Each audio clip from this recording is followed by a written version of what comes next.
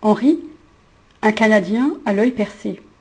L'an 5036. Pour accéder à son poste, Henri, 33, présente son œil qui identifie parfaitement son identité. Henri, 33, travaille au Trésor public. Il a obtenu son poste grâce à son œil qui l'identifie parfaitement. Il est le garant d'une comptabilité indéfectible. Il a prêté serment. Jamais un centime de moins, jamais un centime de trop. L'œil d'Henri 33, relié au fichier central, affiche instantanément les montants non réglés par les contribuables dans son secteur. Ce matin-là, Henri 33 présente son œil au scanner. Une lame transperce instantanément son œil. La porte ne s'ouvre donc pas. L'an 2017, une guêpe a piqué l'œil de David. L'œil s'est dégonflé. Un liquide visqueux coule sur ses joues. Il est conduit aux urgences de l'hôpital de Colmar. Son œil a été cautérisé et s'est rempli de son humeur aqueuse en un jour. L'an 2017, Adela ouvre sa boîte aux lettres, que j'appelle la boîte à guêpes. Une grande enveloppe. Elle l'ouvre. 17 ans d'attente. Adela a obtenu le droit d'exercer son métier d'infirmière en France. Elle sera instrumentiste à Colmar. A-t-elle croisé David dans les couloirs? L'an 2024. Henri dit à Maurice que je pourrais demander à remplir un formulaire de plafonnement pour les taxes foncières. Il le dit comme une offrande. Henri pourrait s'appeler Christophe, qui ne répond pas aux demandes du contribuable. Henri n'a pas le don d'ubiquité. Il a son unité mobile qui lui donne accès à 3 boîtes à guêpes. Henri demande à 3 yeux de s'ouvrir. Louis Braille, quant à lui, se blesse gravement à l'œil droit avec son haleine, son poinçon de cordonnier qui lui échappe. Il deviendra aveugle 2 ans plus tard, l'an 5036.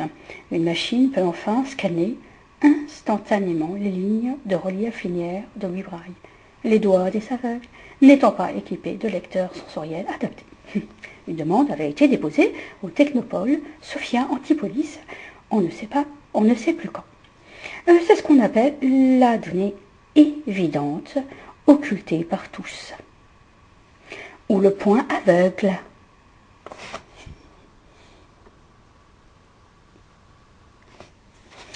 Et Patrick, pourquoi porte-t-il un œil de verre? Comment a-t-il fait pour obtenir son poste de couvreur? Marcel avait pourtant de très bons yeux. Elle est malgré tout tombée du toit. Les mauvaises langues diraient qu'elle avait été poussée par un Allemand sous l'occupation. On peut donc travailler sur un toit avec un œil de verre. Bien, je vous laisse lire maintenant. Pourquoi Henri 33 a-t-il eu son œil percé? A-t-il regardé sous la jupe d'une jolie jeune fille et ça s'est su? A-t-il percé la caméra d'un téléphone portable? Quelle horreur! Henri 33 a vu avec son œil technopolesque ce qu'il n'aurait jamais dû voir, jamais dû comprendre. 30 000 personnes ont alors vu instantanément ce qu'il a vu et ont compris ce qu'il a compris. Tout le monde se pose évidemment la question. Ont-elles eu alors le même traitement qu'Henri 33? Personne ne le sait. Et l'œil du pirate? Mais oui, pourquoi le pirate est-il forcément borgne? Parce qu'il est pirate. C'est la donnée évidente, admise par tous sans trop se poser de questions. Mais alors David, est-il pirate? Il n'est pas devenu borgne. Et la réponse formulée par tous. Et Patrick? Et Louis? Pour Henri, c'est évident. Mais au fait, qu'est-ce qu'un œil pour Sophia Antipolis? Un portable, une caméra, un appareil photo, un télescope? Et comment savoir si on est légitime à un poste ou non? C'est une autre question.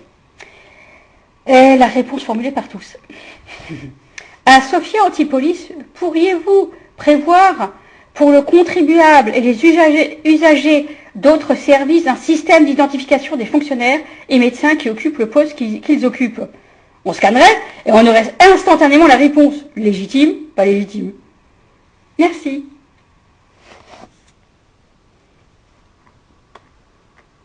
Henri, un Canadien, à l'œil percé.